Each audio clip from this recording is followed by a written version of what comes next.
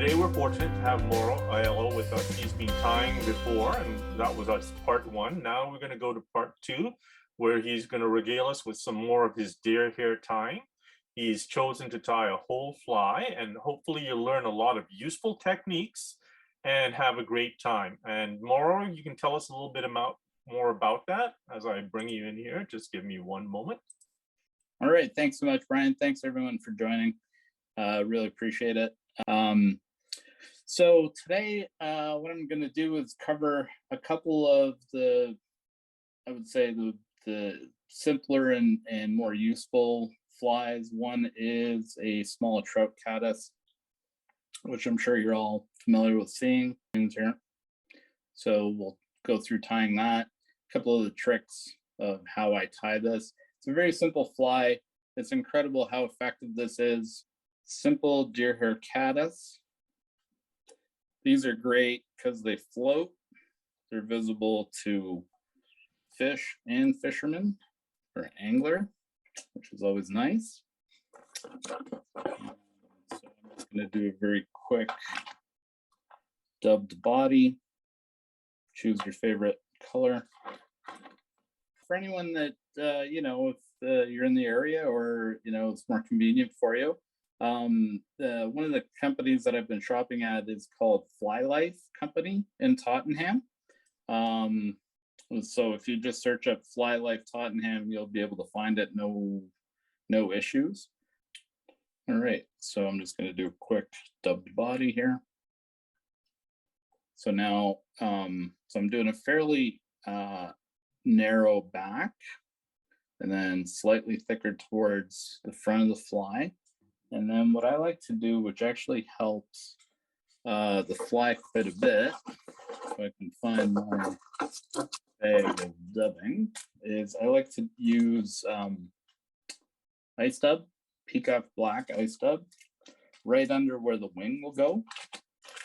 And I feel like it gives you both a little bit of width in terms of visibility of the fly, but also a bit of a landing pad, so to speak, for the deer hair wing that goes on top of it and helps kind of position it on the top of the hook. So just put on a little bit of peacock, probably a little more than what I needed. Pull a little off. That's probably okay like that. And don't worry about it if you've got some hangers off or, flyaways, that's okay. Makes it look scruffier. And then we take our nice short, fine deer hair and cut off a small clump.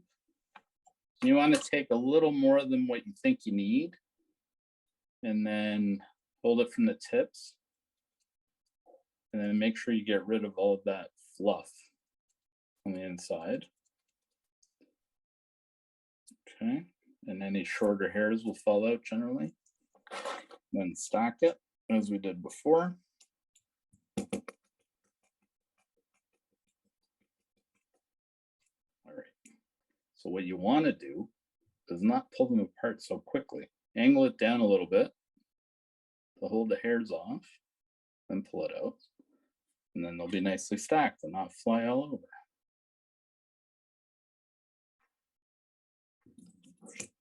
Okay. So now, positioning the wing, you want the tips to be just past the bend of the hook. Okay, so about there roughly. And so what you do is make a note of where you want the wing to end at the front, and we actually cut the wing before tying it in. Okay, so just make a note, kind of roughly relative to your fingers where you need to cut it, and then I'll try to do this on camera and cut it square, nice and clean, and then position it. And so you want to leave maybe 2 or 3 millimeters of wing in front of your tie down point. That gives you some extra buoyancy. and it gives you that nice little head on the fly. All right. Okay. Get that tied in. Okay, so now that's secured. So now this is, you can tell how flared that is, right? So it's way bigger than you would want it for fishing. And so deer hair flares, it's hollow. So the tighter you pull on it, the more it opens up. So what we want is we want to take a few loose wraps behind our tie down point coming backwards. These are not tight, and that will help control those hairs from not, they'll prevent it from flaring out so much. Okay.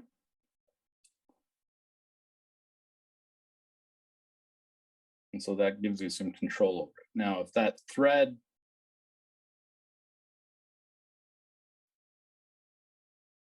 visibility there bothers you on the fly, you can add a little bit of dubbing, a little bit of or whatever dubbing you like, and cover it up.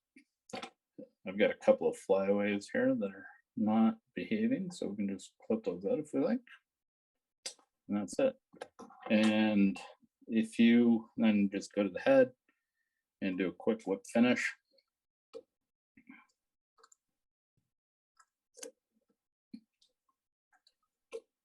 Cement it if you like, doesn't really matter. And I guarantee you that will catch fish in just about any trout rubber.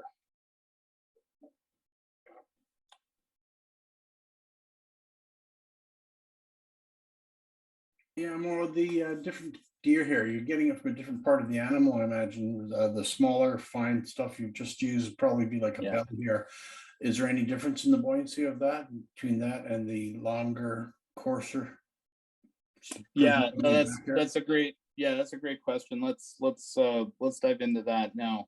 So this short material obviously lends itself to small flies. You wouldn't use this for a big bass popper. This is still fairly buoyant. I think I'm not actually sure where this short fine comes from on the deer. This is not belly. I think it may be, I'm pretty sure it's body hair, and depends on probably the age of the animal and the time of year it was harvested. I'm not sure how they do that selection, to be totally honest. In terms of the longer hair, the two main sources that you have for hair are body, and body you can get in these long strips, which are called primo strips, right? And the body will flare and it's somewhat buoyant, but it's not as buoyant as belly hair. So the most buoyant part of the deer in terms of where the hair comes from is the belly. And the belly, as you know, in a deer is pure white, right? So that's the only color that the belly comes in. So then what they do is they take that pure white and they will dye it, and they will give you all these magical colors, right? And so if you have, and that's why the body hair is always this kind of muted color. You can tell that it's not really a nicely dyed. It's because the base hair was gray. It was more like this color, right? And then they've bleached it and then dyed on top of it, right? And that's how you get these strips. But these are from the body. And so if you're tying a fly like Drunk and Disorderly that I was showing earlier, like one of these streamers, if you want it to sink, then you want to use probably more like a body hair, right? You don't want to use belly hair. If you're tying a bass popper, you can kind of get away with both, but the preference would be for more like a belly hair, right? Although you can use both. You can use body or belly hair on a bass popper, no problem. You will get more buoyancy out of the belly hair.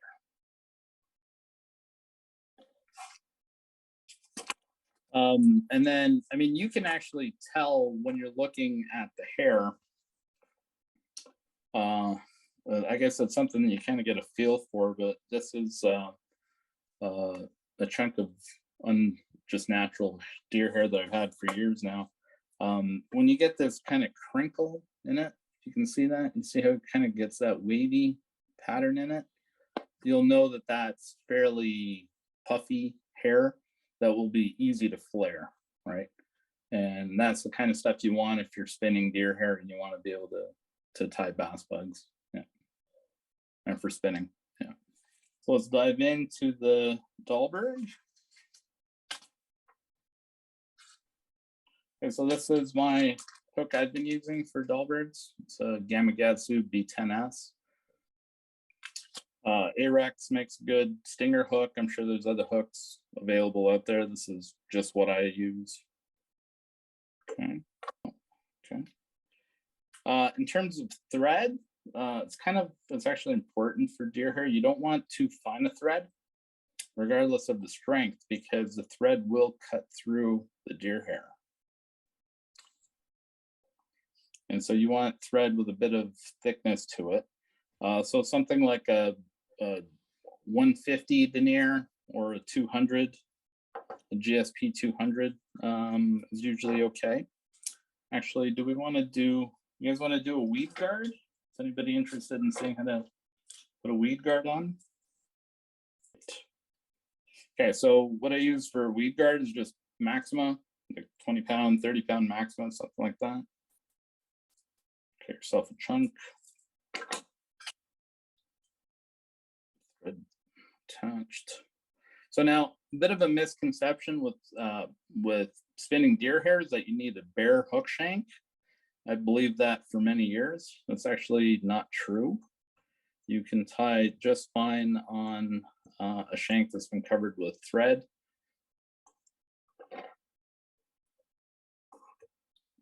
So we'll just get thread started. So weed guard is literally just a piece of mono that we attach to the hook with our thread. And so we'll put this on now like this. You can see that okay? And then tie the whole fly, we'll leave this hanging here, then we'll tie the whole fly and then we'll feed it through the eye and tie it off at the end. And so we'll make something that looks like that. If I can get it to stay there. We'll make something that looks like this. And the reason for this is that if you're going over a log or branch or something, you can hop your fly over it without getting hung up. And then if you set the hook hard on a fish, that weed guard will collapse and you'll hook the fish, right? Okay.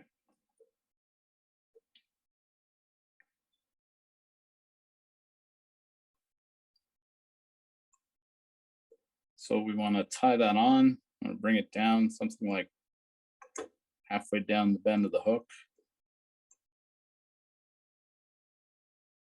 And back up.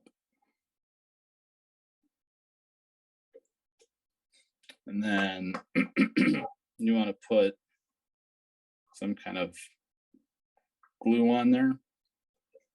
So I'm just using head cement here, but you can use whatever your favorite UV resin is, or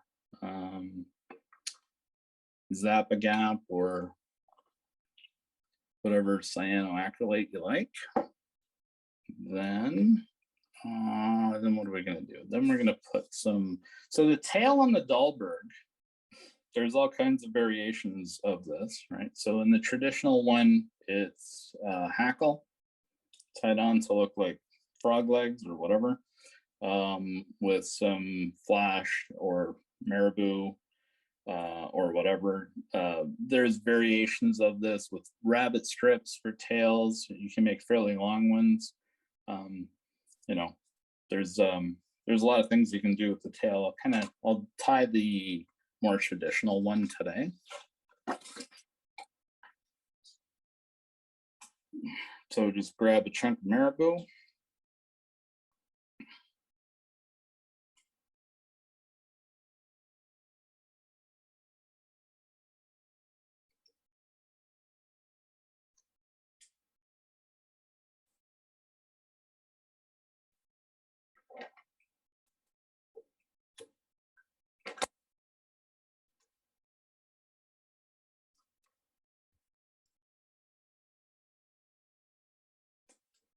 Then a bit of flash, whatever your color choice is. And the way I like to tie in flash is to wrap it around my thread. As you've probably all seen this technique. Then pull it down onto the top of the fly, of the hook rather. And then a couple of wraps over top to secure it. Really bind it down because it's slippery material. And then you can cut it to length, whatever length you like. Okay. All right. So now for the legs, it's supposed to look like frog legs. I like to use, unfortunately, the modern hackles are way too almost perfect in terms of being designed for dry fly hackle. What was really nice about the older style hackle was you had all of these larger feathers like this that we could use for legs on flies like this, and it was really nice. So it's becoming a little bit more difficult. So now what you get is more like long, skinny hackle feathers rather, being used as legs, and doesn't quite have the same look. But and at the same time, you have the width of the feather, right, giving you a reasonable profile with very little web. And I'm finding it, well, not that I've looked for it, to be totally honest, but I think you know, I buy capes for dry flies, and then I also tie bass bugs with them.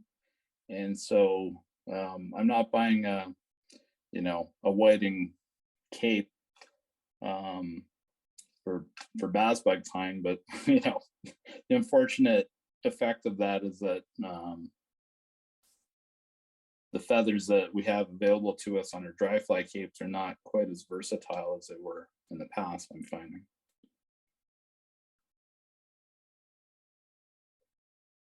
So yeah, just measure that up, whatever size you think.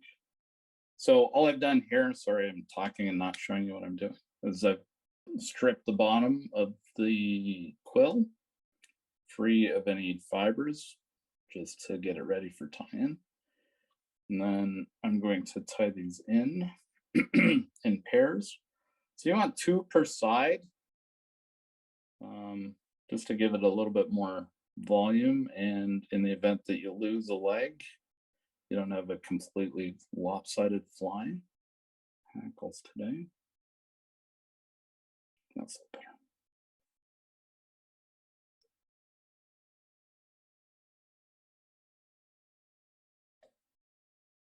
All right, good enough. All right. Is a special favor. Could you slowly rotate that so that we could just see yeah, nice, just before it's all done. It would make a wonderful Christmas decoration. That's just beautiful. I love it. Pretty colors. All right, so now in the traditional tie, there is a hackle around the base as well.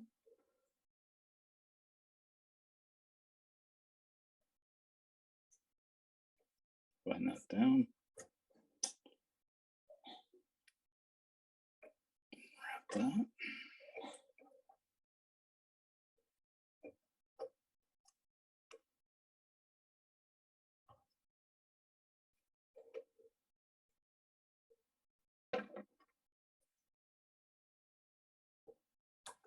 Okay.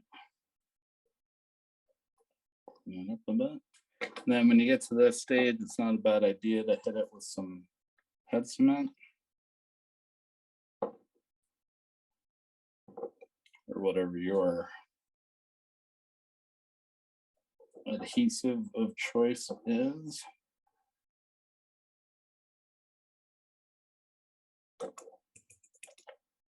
and that'll wick up into the thread through capillary action. So just put a drop at the front and it'll just get pulled up. All right, just gonna clean that up a little bit. Okay, all right, so that's the back. So no deer hair yet. I know it's deer hair night. All right, we'll start with the deer hair. Okay, so now we are going to do a nice long collar on this. So I'm gonna get some fairly long fibers here, and we'll cut off a good sized chunk.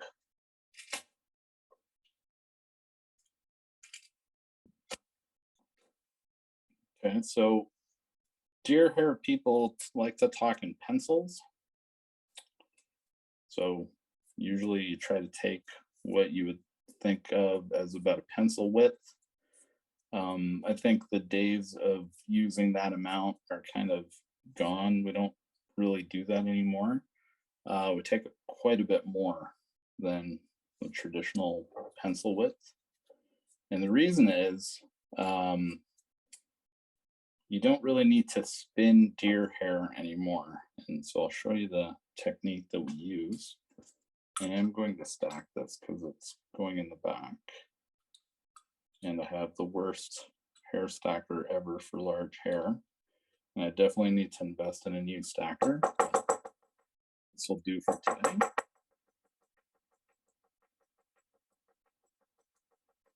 And so we don't spin the hair. What we do is we just set it.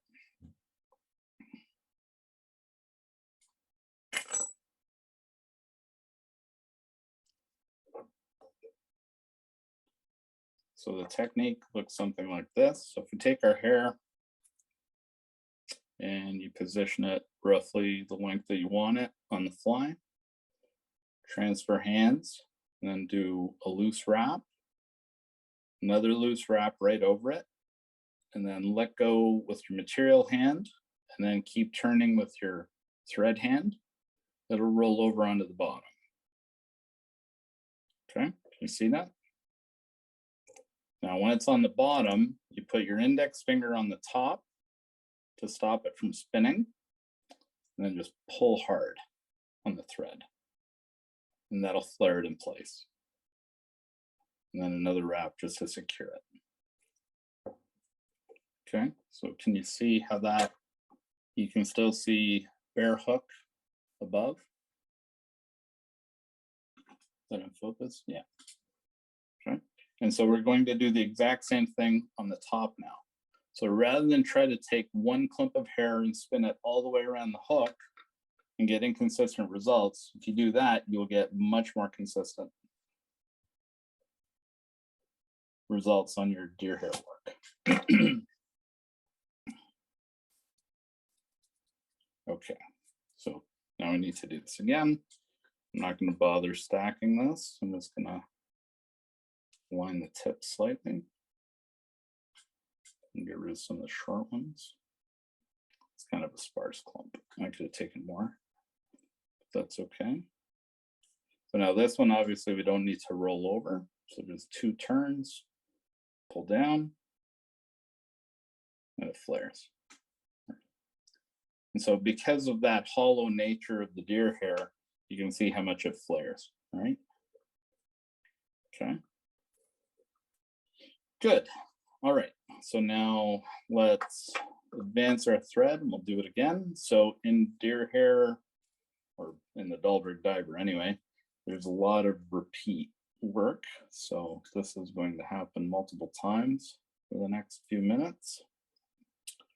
So you want to find a way to wiggle your thread through the hair without really catching much of it. Don't worry if you catch a few hairs, not a big deal. All right, so we'll do that. And now we'll select a different color just for fun. It's natural here. And we'll do the exact same thing again. Actually, maybe let's do this one a slightly different way. And I'm going to take a really big clump of hair. Okay, so this is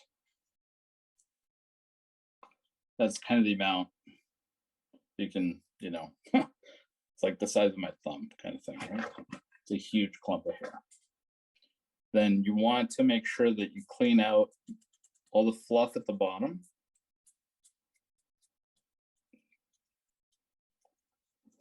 So use your comb, you can comb out all of that under fur. So it depends what time of year the deer was harvested. Will determine how much of this under fur you have. If it was cold, obviously they'll have a lot more of that under fur. You want to get rid of that because it will hinder your ability to get the hair to flare and to put it in place correctly. Okay, so now what you want to do is cut the tips off.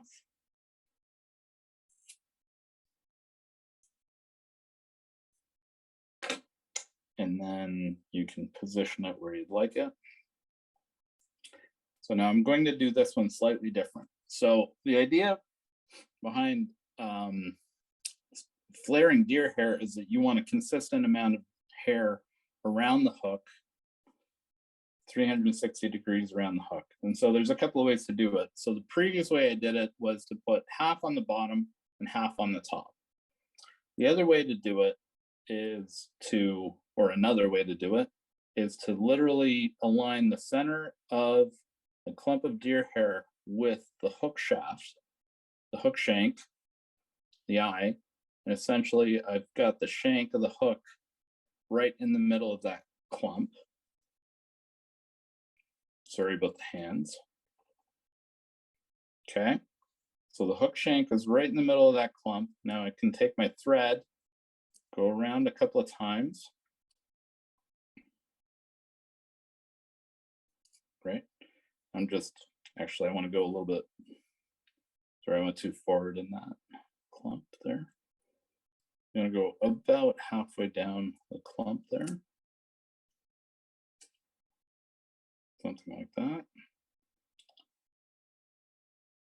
2 turns.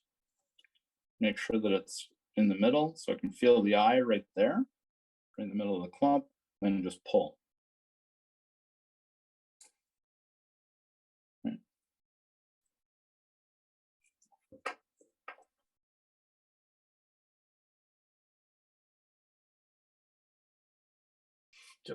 That was just incredible.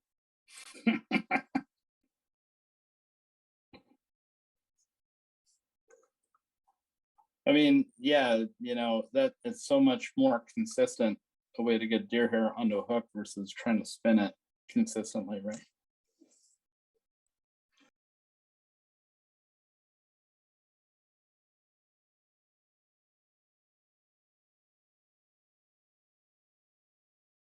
All right, so a true spin, let's see if I can do this without embarrassing myself. You would put the hair on a 45-degree angle over the hook shank, and then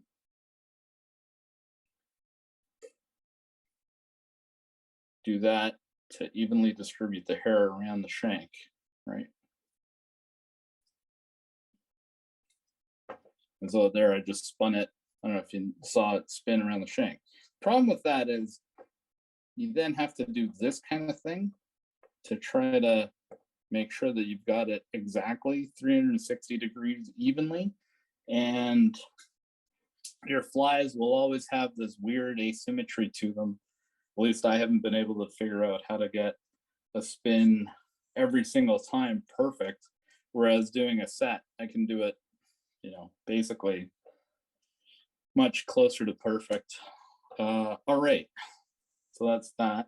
Should we do a dot? You guys want to do a dot on the top? Let's see how we do that. Let's do it, shall we? All right. So I'm going to use this. I'm going to use this olive primo strip.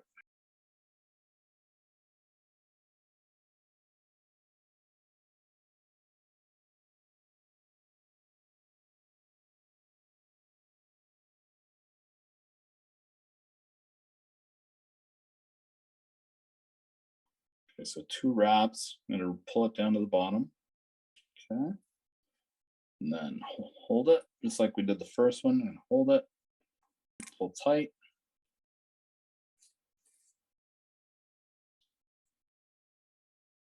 Okay. Then I'm going to do the same thing on the top.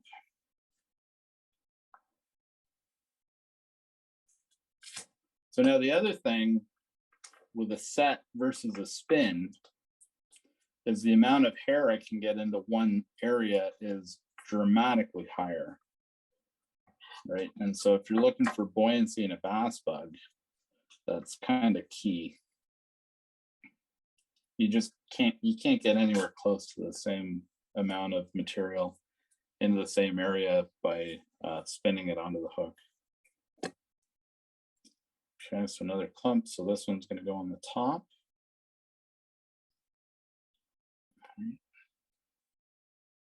And so now if you want to do a dot, what I do is I mash my thumb into the spot there, right, just tied down, and we make ourselves a little, and I'm pulling really hard on this thread, right? May not be obvious. All right. So now that you can see that gives us like a flat landing spot. You can see how much I flatten that out. So that's where our next color will go on top. Okay. So we can now position that right on top, right in the middle. So now what I am really struggling with, in full disclosure, is getting these dots to be symmetrical in my deer hair tying. So fortunately, fish don't care about that. So and just position the blue on the top, if you can see that, right in the middle of that flat spot where I'd made the impression. Okay. And so now I'm just going to pull down on the thread to flare it out. So that's the blue there in the middle of the green. Okay. Okay, so now we're going to do another color right in the middle. So again, same thing. Pull down and I flatten that blue spot out. Okay, so now the blue is going to be a ring around the final color, which we will do what? Bright green? We'll do this bright green. So again, same thing. Green is going to go right over top. And then hold it tight with your index finger and hold it from underneath and then just pull. And so you can see there, you have the green inside the blue.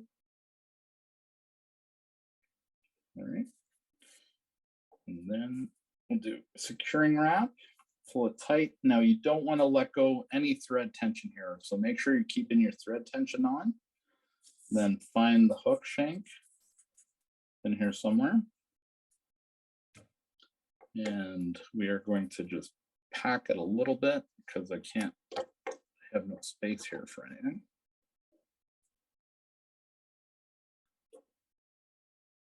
So you can use a hair packer for this, but I like Charlie Craven's comment is God gave you a set of hair packers with your index finger and your thumb on the end of your hand. So use that instead of buying another tool.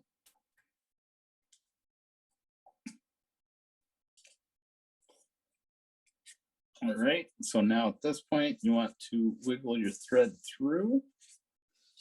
And I think I'm done. I don't think I can get another. I could probably try, but I don't think I'm gonna push it. All right, let's leave it at that. So at this stage, I'm just going to whip finish and we'll move on to clipping.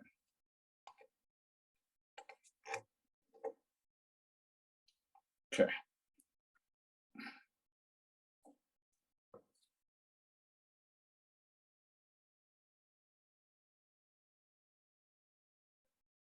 And the first thing you want to do is open up the bottom.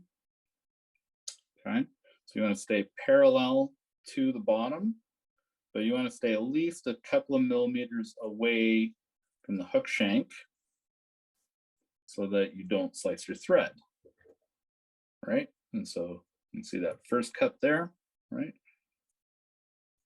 And so we gradually go down.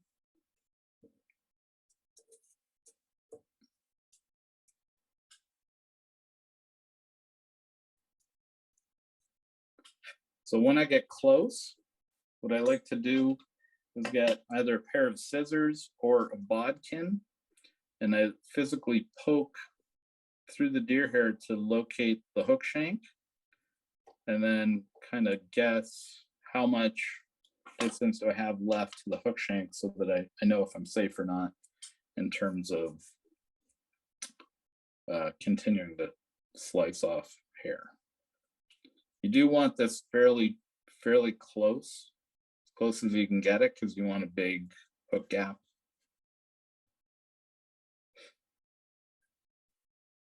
You don't want to crowd the hook with material. All right, so that's fairly good like that. All right, so now the fun part, the top, we'll see how this dot turned out, how symmetrical it is. So now to do the top, what we do is we curve the blade, right? So the top of the Dahlberg, so we're just going to do the front part. The top of the Dahlberg is curved, right? So we curve the blade and we physically contact the eye of the hook and go up on an angle. And if you have a new blade, you will slice through it like nothing.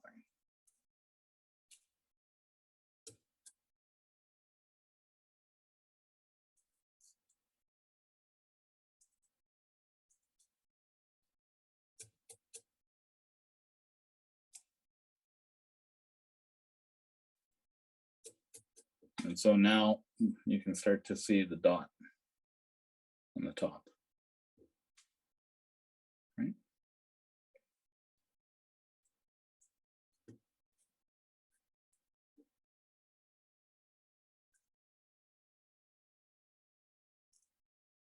So now you want to go slow here. Take your time.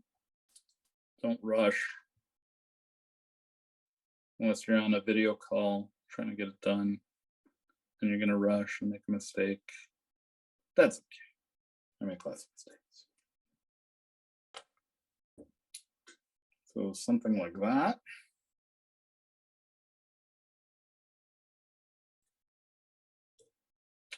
And I'm not going to carve this right to finish just in the interest of time here.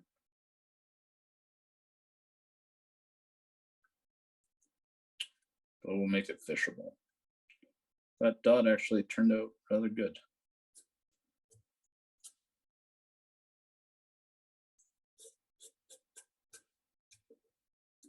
You see that? I feel the minute you curve that razor blade, David should add a warning. These actions are performed by a professional. Attempt at your own risk.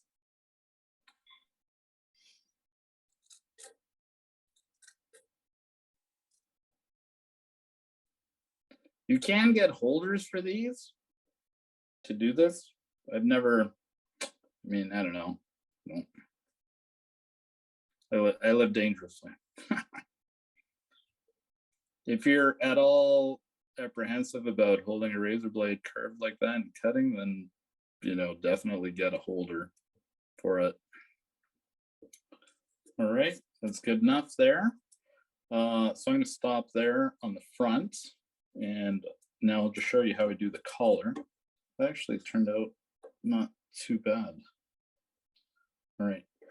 So in terms of the collar, the way we do it is with scissors.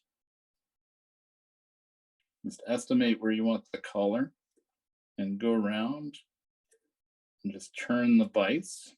Sorry, I realize I'm on the far side, but I'll show you in a minute what it looks like.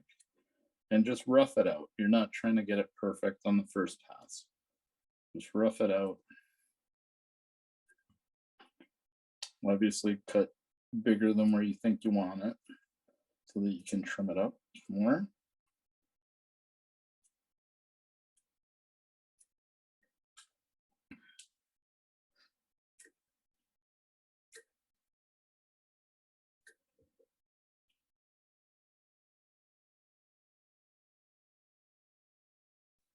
there is a collar under here, so try to avoid those the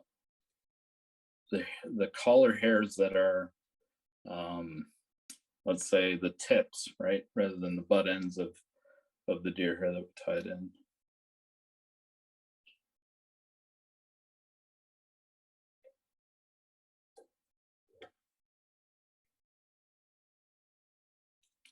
Okay, so I'm going to do a very crude job of getting this close, because I'm sure you guys don't want to sit here and watch me trim deer hair all day. Maybe you do, I don't know.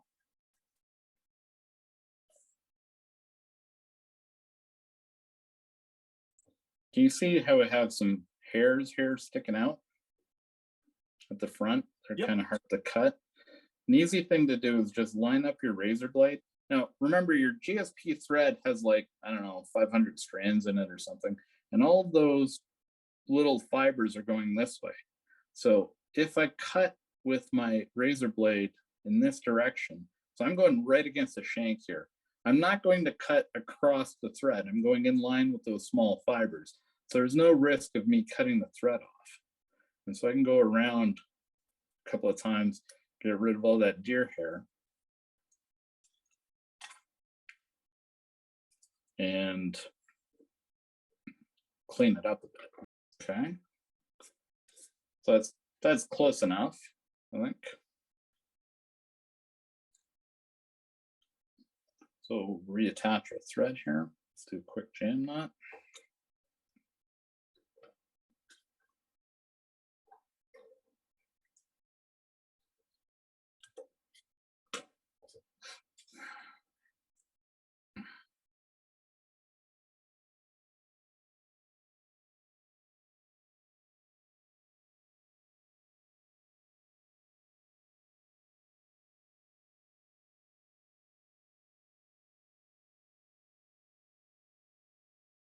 So weed guard, kind of judge where you want it. You don't want it too tight. You don't want it too loose, something like that, right? And then wrap back. And you don't have to put a weed guard on, but it's always easier to cut it off when you're on the water if you don't want it. If you don't need it, then you don't have it on and you're in a weedy spot, or you got a lot of timber and that kind of thing that you're fishing around.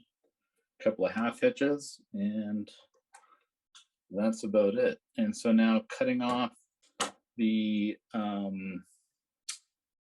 mono weed guard, just nick it with the razor blade and it should cut right off. Okay, that's it. So now at this stage, you would want to put a whole pile of adhesive on it because, it took you a long time to tie it. So make sure it doesn't fall apart on you. Nicely done. Thank you. Very impressive. I've played with spinning deer hair when I was tying some mouse patterns, and it's daunting to say the least. Just the sheer amount of material you go through, and when you're halfway through, you're wondering, is this all a waste? So credit to you, that was really nicely done. Oh, great. Yeah, thank you.